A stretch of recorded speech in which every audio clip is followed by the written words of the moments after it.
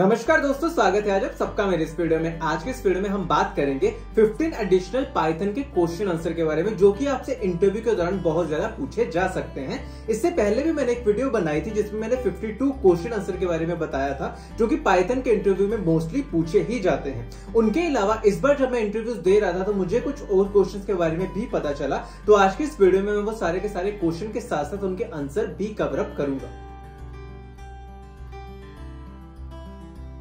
तो सबसे पहला क्वेश्चन है, what is the difference between a list and a dictionary. तो इसमें सबसे पहले आपको बेसिक डिफरेंस ये बताना होता है कि दोनों की डेफिनेशन बता सकते हो कि लिस्ट को किस तरह से डिफाइन किया जाता है और डिक्शनरी को किस तरह से डिफाइन किया जाता है। इसमें आप उन दोनों के सिंटैक्स को भी बता सकते हो। उसके अलावा आप लिस्ट में ये चीज कह सकते हो कि इसमें सारे के सारे एलिमेंट्स होते हैं, हेट्रोजीनियस एलिमेंट्स हो सकते हैं, यानी कि अलग अलग तरह के एलिमेंट को हम स्टोर करके रख सकते हैं लिस्ट में। वेयरएज डिक्शनरी में जो हम एलिमेंट को स्टोर करते हैं वो हैश स्ट्रक्चर में होते हैं, यानी कि की और वैल्यू के पेयर में होते हैं। उसके अलावा आप ये चीज भी कह सकते हो कि जब भी हम किसी भी एलिमेंट को एक्सेस करते हैं तो लिस्ट में इंडेक्स दिए होते हैं, तो हम इंडेक्स के जरिए किसी भी एलिमेंट को एक्सेस कर सकते हैं। डिक्शनरी में हमारे पास इंडेक्सेस नहीं होते, बल्कि जो की हमने डिफाइन की होती है उन्हीं के बेसिस पे हम किसी भी एलिमेंट को एक्सेस कर सकते हैं। तो ये सारे के सारे डिफरेंस आप उस दौरान बता सकते हो जो भी आप अभी स्क्रीन पर देख रहे हो। Next question is, what is the difference between append and extend property in a list. तो डिफरेंस के बारे में बताने से पहले आपको पता होना चाहिए कि ये दोनों की दोनों चीजें आखिर होती क्या है। तो अपेंड और एक्सटेंड प्रॉपर्टी जो लिस्ट की होती है वो दोनों ही यूज की जाती है किसी भी पर्टिकुलर लिस्ट में एलिमेंट्स को ऐड करने के लिए। अब इन दोनों को हम अलग अलग तरीके से यूज करते हैं। अब मैं अगर बात करूं अपेंड की, तो अपेंड में हम जब भी कोई भी एलिमेंट ऐड करते हैं, मान लो कि हमारे पास कोई लिस्ट है, उसमें जब भी हम कोई एलिमेंट ऐड करेंगे तो वो एलिमेंट कुछ भी हो सकता है, इंटीजर हो सकता है, स्ट्रिंग हो सकता है, लिस्ट हो सकती है, टपल हो सकता है, कोई भी एलिमेंट हो सकता है। वो उन सभी एलिमेंट को एज ए ऑब्जेक्ट ट्रीट करता है, तो उसको उसी जगह पे डाल देता है। एक्सटेंड के केस में क्या होता है कि वो हमेशा उन्हीं एलिमेंट को ऐड करता है जो आइट्रेबल हो। मान लो कि जिन भी एलिमेंट को हम आइट्रेट कर सकते हैं उन्हीं एलिमेंट को वो ऐड कर सकता है और वो उनको एक एक करके ऐड करता है। अब मान लो कि अगर हमारे पास दो लिस्ट पड़ी हुई है और हम चाहते हैं कि दोनों लिस्ट के एलिमेंट को कंबाइन करें, तो हम एक्सटेंड का यूज कर सकते हैं। एक्सटेंड में क्या होता है कि दूसरी जो भी लिस्ट होती है उसके जितने भी एलिमेंट होते हैं एक एक करके सब जगह पे आइट्रेशन चलती है और वो एक एक करके सारे एलिमेंट ऐड हो जाते हैं। तो ये दोनों में बेसिक डिफरेंस होता है। सबसे पहले तो जब आप किसी भी इंटरव्यू में बता रहे होते तो आपको ये सारे के सारे पॉइंट्स बताने की जरूरत होती है। मेनली जो पहले मैंने लाइंस लिखी है आपको ये चीज बताने की जरूरत होती है कि append function adds an element to a list और extend concatenate the first list with another list और आइट्रेबल। और उसके बाद आप ये सारे के सारे जितने भी मैंने यहाँ पे पॉइंट्स मेंशन किए हैं ये बता सकते हैं। अब अगर मैं बात करूं इनके एग्जांपल्स की, तो एग्जांपल में हम क्या कह सकते हैं। सबसे पहले मैं आपको स्ट्रिंग की एग्जांपल देता हूं। तो जैसा कि आप स्क्रीन पर देख रहे हैं कि मैंने दोनों केसेस में एक स्ट्रिंग ली है, यानी कि AB नाम से एक स्ट्रिंग ली है जिसको मैं लिस्ट 1 में ऐड करना चाहता हूं। अब मैं उसको अपेंड से भी कर रहा हूं और एक्सटेंड से भी कर रहा हूं। दोनों में डिफरेंस क्या आ रहा है कि जब मैं अपेंड के केस में कर रहा हूं तो वो AB को एज ए ऑब्जेक्ट ट्रीट कर रहा है, तो उसको उसी तरह से ऐड कर रहा है और आउटपुट में हमें 1 2 3 और AB दोनों साथ में दिखाई दे रहे हैं। लेकिन जब एक्सटेंड के केस में देख रहे हैं तो क्या हो रहा है कि हमारे पास आउटपुट 1 2 3 और A और B अलग अलग आ रहे हैं, यानी कि वो एक आइट्रेबल चीज थी, आइट्रेट हो सकती थी, जिसके कारण वो अलग अलग दोनों आ रहे हैं। A और B हमें अलग अलग दिखाई दे रहे हैं एक्सटेंड के केस में। तो इस तरह से हम दोनों को डिफाइन कर सकते हैं। दूसरा अगर मैं केस लेकर बताऊं तो मैं लिस्ट का केस बता सकता हूं। इन केसों पर लिस्ट, अगर मेरे पास दो लिस्ट पड़ी हुई हैं, तो पहले केस में जब मैं लिस्ट 1 डॉट अपेंड लिस्ट 2 कर रहा हूं तो उस केस में क्या हो रहा है कि मेरी आउटपुट में 1 2 3 और उसके बाद एक नई लिस्ट बन रही है 5 6 7। अब ये 5 6 7 वाली जो लिस्ट है ये एक ऑब्जेक्ट की तरह ट्रीट हो रही है, उसी टाइम पे वहां पे ऐड हो रही है। लेकिन एक्सटेंड के केस में क्या हो रहा है कि वो जितनी भी हमारे पास लिस्ट थी 5 6 और 7 की, वो उसका एक एक एलिमेंट आइट्रेट होकर दूसरी लिस्ट में ऐड हो रहा है और हमें ये वाली आउटपुट देखने को मिल रही है, यानी कि 1 2 3 5 6 7। तो इस तरह से इन दोनों में हम डिफरेंस बता सकते हैं। लेकिन अब मैं अगर इंटीजर का केस लेकर चलूं, यानी कि मैं दोनों ही अपेंड और एक्सटेंड का यूज करके 4 ऐड करना चाहूं जो कि एक इंटीजर है, तो वो किस तरह से वर्क करता है। तो इन दोनों को अगर मैं ऐसे डिस्प्ले करवाऊं, तो जैसे कि पहले केस की अगर मैं बात करूं अपेंड के केस की, तो अपेंड 4 को एज एन ऑब्जेक्ट ट्रीट करेगा और उसको उसी तरह से ऐड कर देगा, यानी कि हमारे पास आउटपुट में 1 2 3 और 4 आ जाएगा। लेकिन जब हम एक्सटेंड का यूज करेंगे और उसमें 4 ऐड करेंगे, सिंस 4 जो है वो एकदम म्यूटेबल है और उसकी वैल्यू हम आइट्रेट नहीं कर सकते, जिसके कारण हमें एरर देखने को मिलेगा, यानी कि एक्सटेंड का यूज करके हम कोई भी एलिमेंट ऐड नहीं कर सकते जो कि आइट्रेबल ना हो। तो ये इन दोनों में बेसिक डिफरेंस होता है। तो आई होप कि आपको समझ में आ गया हो कि इंटरव्यू में किस तरह से दोनों चीजों के बारे में बताना चाहिए। सबसे पहले तो आप उनकी डेफिनेशंस के बारे में बता सकते हैं, बेसिक डिफरेंस क्या होता है, देन उसके बाद जो मैंने आपको 3 एग्जांपल समझाई, आप इन्हीं तीनों एग्जांपल को वहां पर बता सकते हैं। Next question is can we use list और tuple as a key in dictionary. तो सबसे पहले तो मैं आपको तीनों के आंसर देना चाहता हूं और उसके बाद मैं बताऊंगा कि इसकी प्रॉपर थ्योरी क्या होती है। तो सबसे पहले we can not use list as a key in dictionary. Second one, yes we can use tuple as a key in dictionary. And third one कि कई बार ये क्वेश्चन भी पूछा जा सकता है कि अगर टप्पल में कोई लिस्ट हो तो क्या हम उसको यूज कर सकते हैं, तो इसका आंसर भी नो होता है। यानी कि सिर्फ और सिर्फ हम टप्पल को यूज कर सकते हैं, हम लिस्ट या फिर लिस्ट इनसाइड अ टप्पल को यूज नहीं कर सकते as a key in dictionary.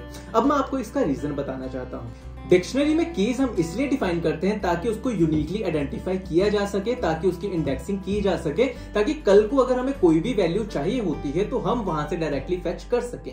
अब मैं आपको अगर सिंपल एग्जांपल दूं तो मान लो कि अगर आप अपने ही घर पे रहते हो, आपके घर का एड्रेस अगर मान लो कि 69A है, 69A में आप अभी रह रहे हो, तो कल को अगर आप वहां से चेंज करके किसी दूसरी जगह पे जा रहे हो, मान लो कि कल को आपका एड्रेस चेंज हो जाता है, परसों को कुछ और हो जाता है और उसके बाद कुछ और हो जाता है, यानी कि आपके एड्रेस में बहुत ज्यादा चेंजेस आ रहे हैं, परमानेंट एड्रेस की बात कर रहा हूं, तो ये आपके लिए भी बहुत ज्यादा प्रॉब्लमेटिकली सिचुएशन आ जाएगी और बाकियों के लिए भी, जिनको पता ही नहीं चलेगा कि आपके घर का प्रॉपर एड्रेस क्या है। तो यही चीज डिक्शनरी में होती है कि अगर हम कीज को बार बार चेंज कर सकेंगे तो उसकी जो ओरिजिनलिटी होती है कि जिससे हम उसकी इंडेक्सिंग कर सकें, वो बाद में खतरे में आ जाती है, जिसके कारण हम हमेशा इम्यूटेबल चीजों को ही एज ए की की तरह यूज कर सकते हैं, कभी भी म्यूटेबल चीजों को की की तरह यूज नहीं कर सकते डिक्शनरी में। तो ये इसकी बेसिक डेफिनेशन होती है। अब अगर मैं लिस्ट के केस में बात करूं तो लिस्ट जो होता है वो एक म्यूटेबल डाटा टाइप होता है, यानी कि उसकी वैल्यू को हम चेंज कर सकते हैं, जिसके कारण हम उसको की नहीं यूज कर सकते।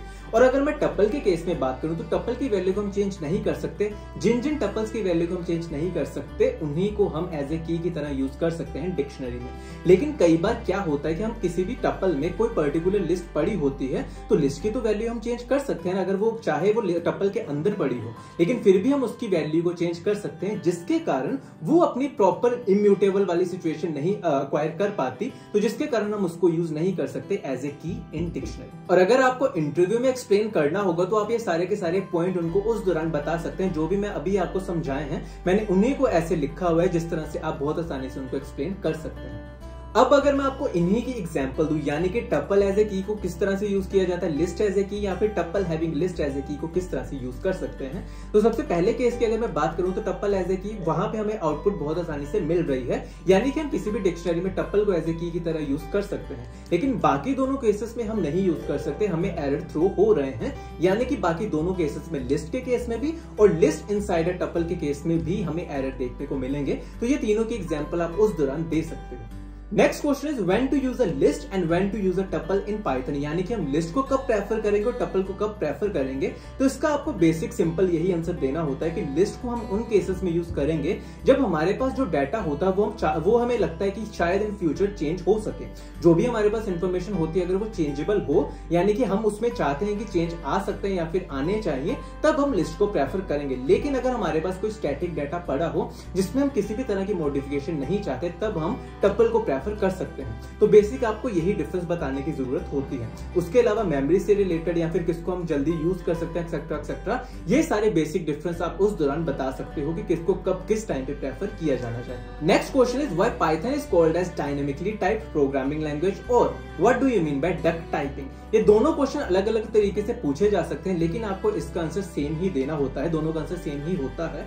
आपने भी ये चीज ध्यान में रखी होगी कि यार जब भी आप पाइथन में काम करते हो तो आप किसी भी तरह के वेरिएबल के साथ उसका डाटा टाइप डिफाइन नहीं करते। यानी कि मान लो कि a इज इक्वल टू 10, तो आप ऑटोमेटिकली अज्यूम कर लेते हो कि इसमें इंटीजर वैल्यू स्टोर हो रही है क्योंकि हमने 10 इसके अंदर असाइन कर दिया है। लेकिन आप कभी भी अलग से नहीं लिखते कि int a is equal to 10, string b is equal to Nitin, आप ऐसा कुछ भी डिफाइन नहीं करते। तो इसीलिए इसको डायनेमिकली टाइप्ड प्रोग्रामिंग लैंग्वेज का नाम दिया जाता है। यानी कि जब भी हमारा कोड एग्जीक्यूट होता है तो रन टाइम के टाइम हम जो भी वहां पे वैल्यूज को डिफाइन करते हैं वो वेरिएबल उसी की वैल्यू को ले लेता है, यानी कि वो उसी तरह से डिफाइन हो जाता है, जिसके कारण हम इसको डायनेमिकली टाइप्ड प्रोग्रामिंग लैंग्वेज का नाम देते हैं।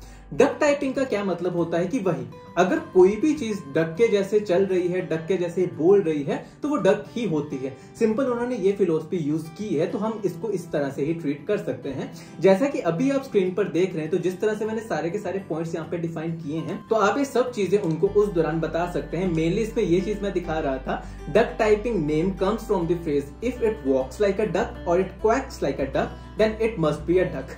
तो ये सिंपल फिलॉसफी यूज की जाती है किसी भी लैंग्वेज को डक टाइपिंग लैंग्वेज बोलते समय, तो इसलिए आप ये सब चीजों के बारे में उनको उस दौरान बता सकते हैं। अब मैं अगर इसी की आपको एग्जांपल बताना चाहता हूं तो किस तरह से दे सकता हूं। मान लो कि मैंने यहाँ पे दो आपको एग्जांपल दी हैं, A इज इक्वल टू निटमैन टॉक्स। तो सबसे पहले अगर मैं इसके टाइप को प्रिंट करवा कर देखूंगा तो मुझे स्ट्रिंग ऑब्टेन होगा।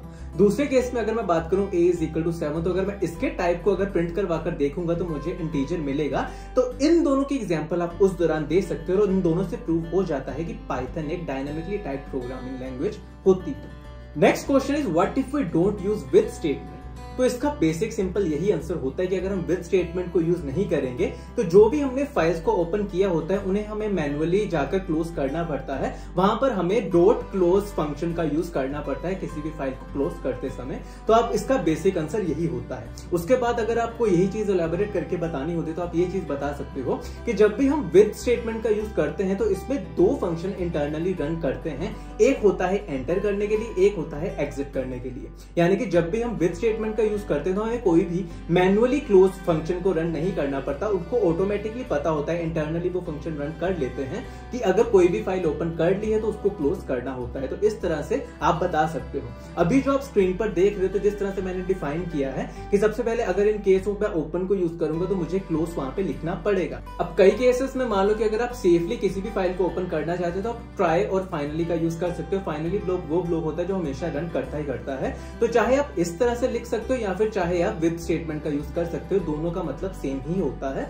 सिर्फ विद स्टेटमेंट में दो इंटरनल फंक्शन रन करते हैं जो कि आप उस टाइम पे एक्सप्लेन कर सकते हो। तो ये सारी की सारी चीजें जो भी मैं अभी आपको दिखा रहा हूं ये आप उस टाइम पे एक्सप्लेन कर सकते हो। Next question is why Python is called as interpreter language. तो सबसे पहले आपको इंटरप्रेटर का मतलब पता होना चाहिए। इंटरप्रेटर और कंपाइलर दो चीजें होती है कि किसी भी कोड को मशीन कोड में कन्वर्ट करने के लिए। तो सबसे पहले अगर मैं इंटरप्रेटर की बात करूं तो उसमें line by line code interpret होता है और कंपाइलर के केस में सारा का सारा कोड एक ही टाइम पे कंबाइन हो जाता है। अब मैं अगर इंटरप्रेटर की बात करूं तो इंटरप्रेटर के केस में क्या होता है कि कोई भी जो हमारे पास सोर्स कोड होता है वो डायरेक्टली मशीन कोड में कन्वर्ट हो जाता है। कंपाइलर के केस में क्या होता है कि जो भी हमारे पास सोर्स कोड पड़ा होता है वो सबसे पहले ऑब्जेक्ट कोड में कन्वर्ट होता है और उसके बाद जाकर मशीन कोड में कन्वर्ट होता है।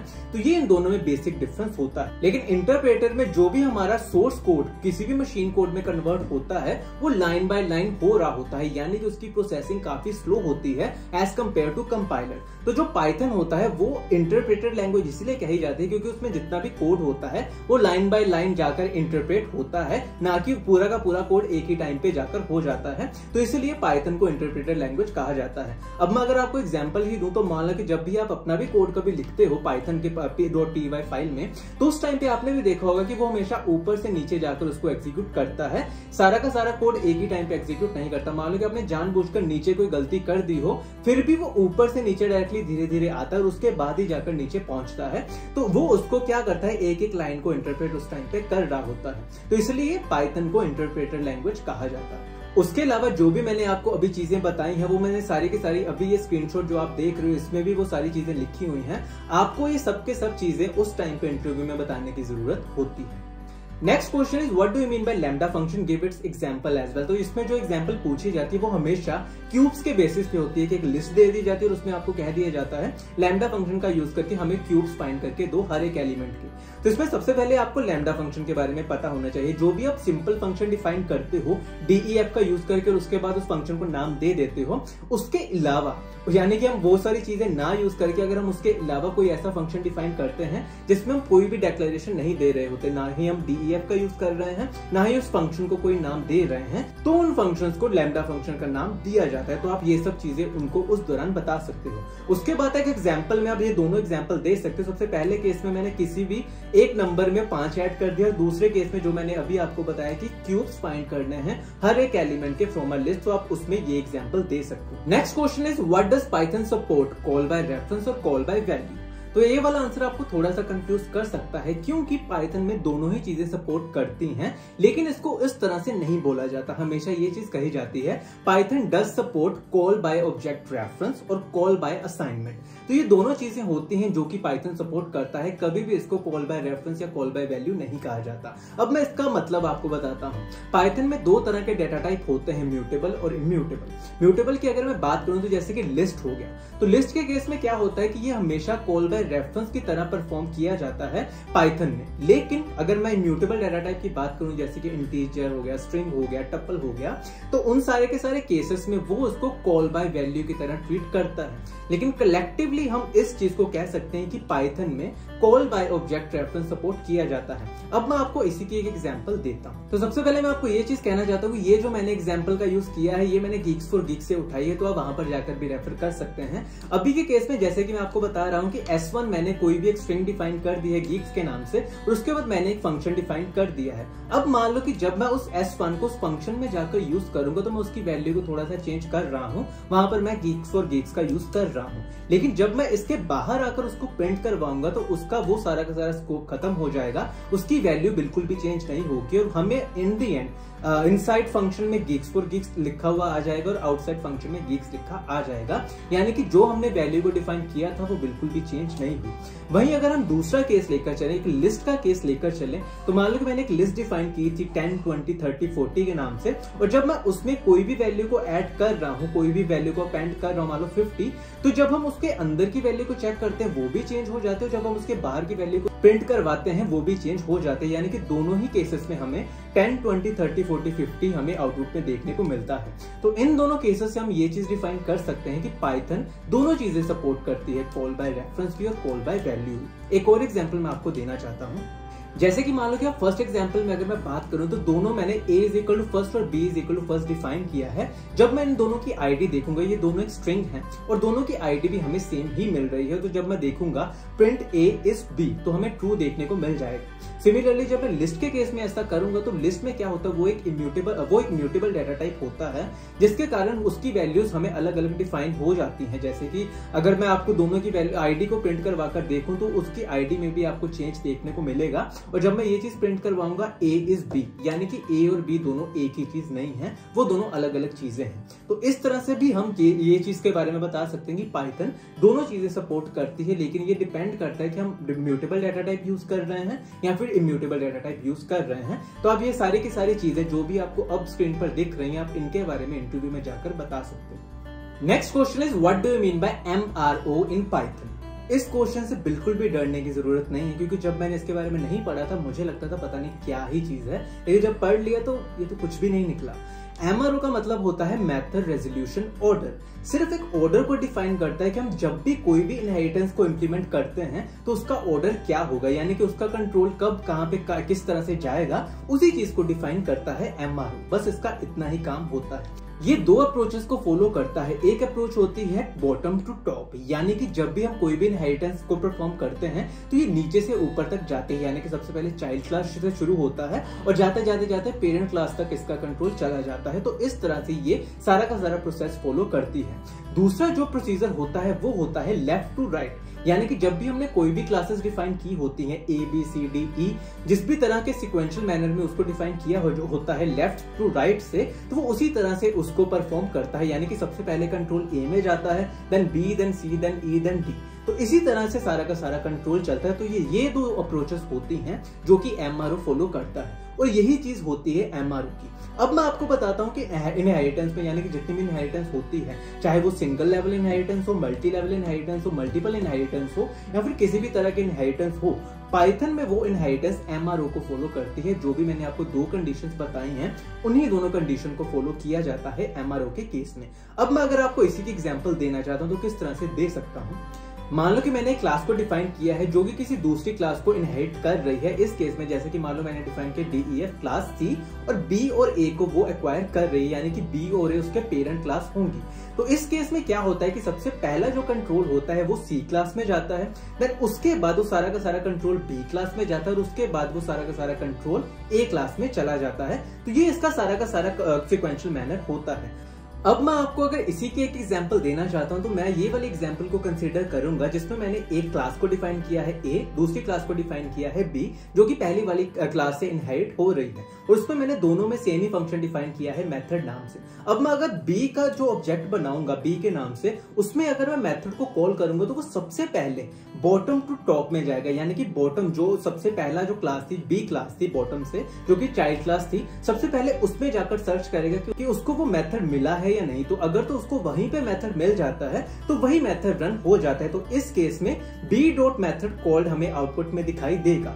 और अगर मान लो कि इस केस में हमने कोई भी मेथड b में डिफाइन नहीं किया होता तो वो उसके बाद उसके पेरेंट क्लास में जाता, यानी कि a में जाता, तो वहां पर अगर उसको मिल जाता तो वो वाली चीज प्रिंट हो जाती। तो इस तरह से ये सारा का सारा MRO यहाँ पर फॉलो किया गया। और अब मैं इसी में आपको दूसरी एग्जांपल देना चाहता हूँ जिसमें मैं मल्टीपल इनहेरिटेंस को डिफाइन करूंगा। मान लो कि मैंने एक क्लास डिफाइन की क्लास A, जिसमें मैंने कोई फंक्शन डिफाइन किया, उसके बाद मैं करूंगा क्लास B, और उसके बाद मैं एक C क्लास को डिफाइन करूंगा जो कि B और A से इनहेरिट हो रही होंगी। अब उसके बाद मान लो कि मैंने उसका एक ऑब्जेक्ट बनाया और उसके बाद मैंने उस ऑब्जेक्ट से किसी मेथड को कॉल किया, C डॉट मेथड को कॉल किया। अब इसका पूरा का पूरा प्रोसेस किस तरह से चलेगा, तो सबसे पहले तो हम क्लास C और उसके बाद B और A जो मैंने लिखा था उस पर जाकर ध्यान देंगे। तो यहाँ पे मैंने आपको बताया था कि हमेशा लेफ्ट टू राइट फॉलो करता है, यानी कि सबसे पहले हम C क्लास में जाएंगे। तो C क्लास में वो सर्च करेगा कि उसको वो मेथड मिला है या नहीं। तो सबसे पहले तो उसको अगर मेथड नहीं मिलता है तो उसके बाद वो जाएगा उसके अगले वाली क्लास में जो कि हमने डिफाइन की है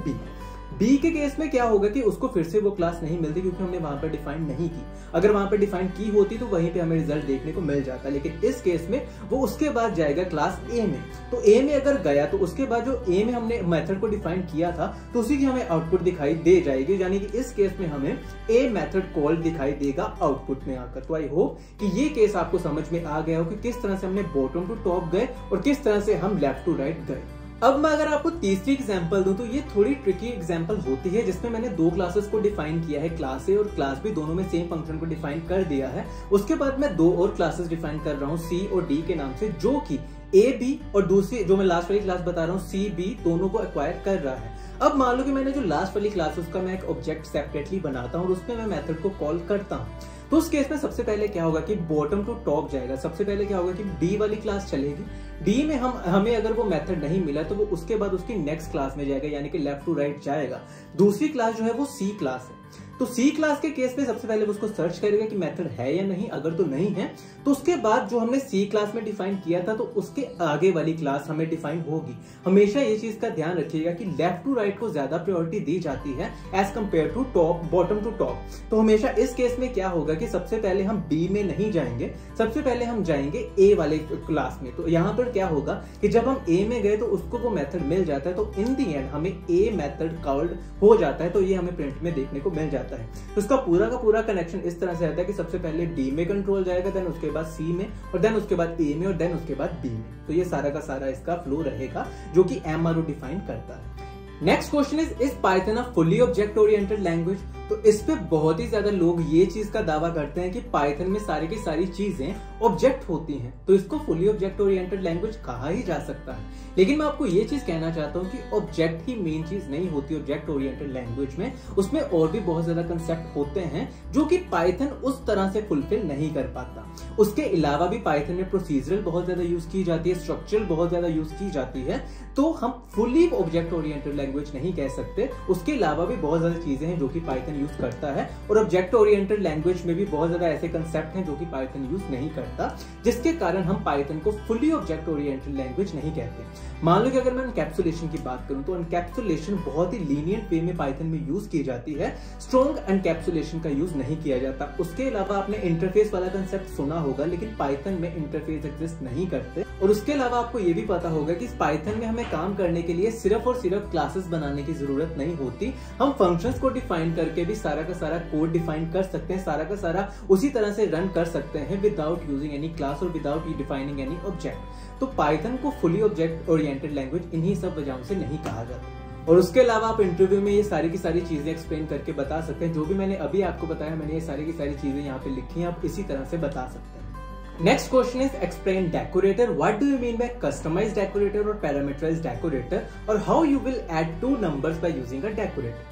तो ये सारे के सारे क्वेश्चंस होते हैं जो कि डेकोरेटर के बेसिस पे पूछे जाते हैं। इससे पहले भी मैंने एक वीडियो में ये सब चीजों के बारे में बताया है कि डेकोरेटर होते क्या हैं, डेकोरेटर किस तरह से डिफाइन किए जाते हैं। अगर आप उस वीडियो को देखोगे तो आप समझ जाओगे कि डेकोरेटर क्या होते हैं। तो आप ये सब की सब चीजें उस दौरान एक्सप्लेन करके बता सकते हो।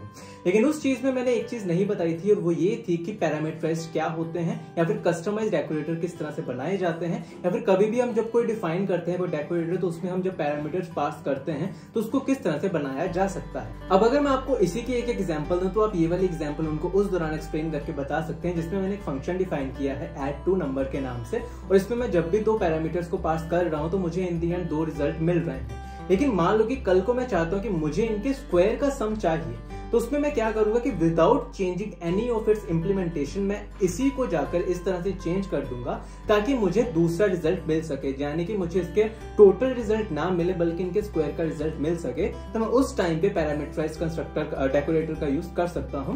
तो उन सब केसेस में मैं ये सारी एग्जांपल को डिफाइन कर सकता हूं। इसको मैं दो तरह से डिफाइन कर सकता हूं। एक होता है @डेकोरेटर को जिस तरह से हम डिफाइन करते हैं, और दूसरा होता है ये जो सिंपल वे आप देख रहे हैं। तो इन दोनों का यूज करके हम कस्टमाइज्ड डेकोरेटर को डिफाइन कर सकते हैं। हम किसी भी दो नंबर के स्क्वायर में उसके रिजल्ट को फाइंड कर सकते हैं। तो आप ये सारी की सारी चीजें उस दौरान एक्सप्लेन करके बता सकते हैं। Next question is what is the difference between a class method and a static method. तो इन दोनों में बेसिक ये डिफरेंस होता है कि मान लो कि कल को हम किसी भी तरह के चेंजेस कर रहे हैं क्लास मेथड में, तो उसके वो सारे के सारे चेंजेस रेप्लिकेट नहीं होंगे जितने भी हमने उसके इंस्टेंस बनाए होते हैं। लेकिन मान लो कि सेम चीज अगर हम स्टैटिक मेथड में करते हैं तो उसके सारे के सारे जितने भी इंस्टेंस हमने तैयार करके रखे होते हैं उन सब में वो सारे के सारे चेंजेस देखने को मिलते हैं। तो ये इन दोनों में बेसिक डिफरेंस होता है। उन सब के अलावा आप ये सारे के सारे डिफरेंस उनको उस दौरान बता सकते हो। Next question is what do you mean bye oops concept in Python. तो पाइथन में कौन कौन से उप्स कंसेप्ट होते हैं या फिर उप्स कंसेप्ट होते ही क्या हैं, आपको इनके बारे में पता होना चाहिए। तो सबसे पहले तो आपको उप्स कंसेप्ट के बारे में पता होना चाहिए, यानी कि ऑब्जेक्ट ओरिएंटेड प्रोग्रामिंग के बारे में पता होना चाहिए कि ये आखिर होते क्या हैं। ऑब्जेक्ट ओरिएंटेड का मतलब तो आप समझ ही गए होंगे कि जितने भी हम ऑब्जेक्ट हम रियल टाइम एंटिटीज में देख रहे हैं, मान लो कि ये लैपटॉप हो गया, मैं हो गया, ये टेबल हो गया, ये सारी हमें रियल टाइम एंटिटीज होती है। जब हम इन सब चीजों को रिप्रेजेंट करते हैं किसी भी हम लैंग्वेज में, तो उन सबको ऑब्जेक्ट ओरिएंटेड लैंग्वेज का नाम दिया जाता है। तो इस तरह से हम किसी भी ऑब्जेक्ट को डिफाइन कर सकते हैं। तो उसमें क्लासेस का नाम आ जाते हैं, उसमें ऑब्जेक्ट के नाम आ जाते हैं। ऑब्जेक्ट तो मैंने आपको बता दिया। उसके अलावा जो क्लासेस होते हैं, classes is just a blueprint. मान लो कि कल को आप किसी शोरूम में जाते हो, वहां पर आप कोई कार देखते हो। अब ये तो नहीं है ना कि वो कार बहुत ज्यादा मॉडल्स हम सेम तैयार करते हैं, तो उन सब का मॉडल का एक ब्लूप्रिंट भी तो होता होगा ना। जो भी एक ब्लूप्रिंट तैयार किया जाता है या फिर जो भी हम कॉपी पे जो भी स्केच करते हैं, तो उसको एक क्लास का नाम दिया जाता है जिससे हम बहुत ज्यादा ऑब्जेक्ट्स बना सकते हैं।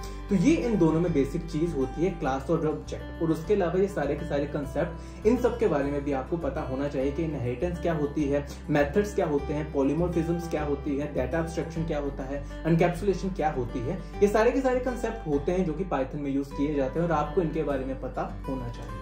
इन्हीं सारे कंसेप्ट को जब आप इंटरनेट पर जाकर सर्च करोगे तो बहुत आसानी से आपको मिल जाएंगे। लेकिन अगर आप चाहते हो कि मैं इन सबके सब कंसेप्ट पर कोई सेपरेट वीडियो बनाऊं तो मुझे डेफिनेटली कमेंट सेक्शन में जाके कमेंट करके जरूर बताइएगा, ताकि मैं आपको वो वीडियो प्रोवाइड कर सकूं, क्योंकि इस वीडियो में सारे के सारे कंसेप्ट को कवर अप करना बहुत ही ज्यादा डिफिकल्ट हो जाएगा। Next question is what do you mean by abstraction and how you will define abstract class और abstract function by using abstraction. तो सबसे पहले तो आपको एब्स्ट्रैक्शन के बारे में पता होना चाहिए कि ये होती क्या है।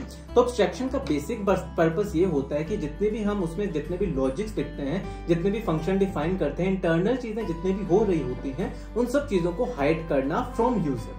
मान लो कि अगर मैं रिमोट की बात करूं, तो रिमोट जो आप डेली के बेसिस पे यूज करते हो, तो आपको नहीं पता चलता कि अंदर उसके क्या चीजें चल रही हैं, कौन सी वायर किसके साथ कनेक्टेड है, क्या चीजें अंदर परफॉर्म होंगी। तो आपको उसके बारे में कुछ भी पता नहीं होता। आपको बस पता है कि अगर मैं इस बटन पे क्लिक करूंगा तो वॉल्यूम तेज हो जाएगी, इस बटन पे क्लिक करूंगा वॉल्यूम कम हो जाएगी। तो आपको सिर्फ यही फंक्शनैलिटी के बारे में पता होता है। तो ये सारा का सारा कंसेप्ट एक एब्स्ट्रैक्शन कहलाता है। उसके बाद आप ये सारी की सारी चीजें बता सकते हो ड्यूरिंग द इंटरव्यू, और आपको पता होना चाहिए कि इसका सिंटैक्स क्या होता है, जो भी मैंने यहाँ पे सिंटैक्स डिफाइन किया है। From ABC import ABC class name और देन उसके बाद एबीसी। तो इसको आपको इंपोर्ट करने की जरूरत होती है। किस तरह से क्लासेस डिफाइन की जाती है, आपको ये सब चीजों के बारे में भी पता होना चाहिए। @एब्स्ट्रैक्ट मेथड क्या होते हैं, आपको इसके बारे में भी पता होना चाहिए। तो ये सारी की सारी चीजें आप उस दौरान इंटरव्यू में बता सकते हो। तो ये सारे के सारे एडिशनल क्वेश्चन थे जो कि मेरे 52 पाइथन के क्वेश्चन आंसर के साथ मिले हुए हैं। यानी कि अगर आप ये दोनों वीडियोस को बहुत आसानी से देख लो या फिर दोनों वीडियोस को एकदम थॉरली पढ़ के जाओ ड्यूरिंग द इंटरव्यू, तो आपके इंटरव्यू क्लियर होने के चांसेस बहुत ज्यादा बढ़ जाएंगे। तो इसी के साथ आज के लिए बस इतना ही। अगर ये वीडियो आपको अच्छी और इन्फॉर्मेटिव लगी हो तो इस वीडियो को लाइक और शेयर करना बिल्कुल भी मत भूलिएगा। इसी के साथ मेरे चैनल को जरूर सब्सक्राइब कीजिएगा ताकि मैं ऐसी ही वीडियोस आप तक और भी लेके आ सकूं। धन्यवाद।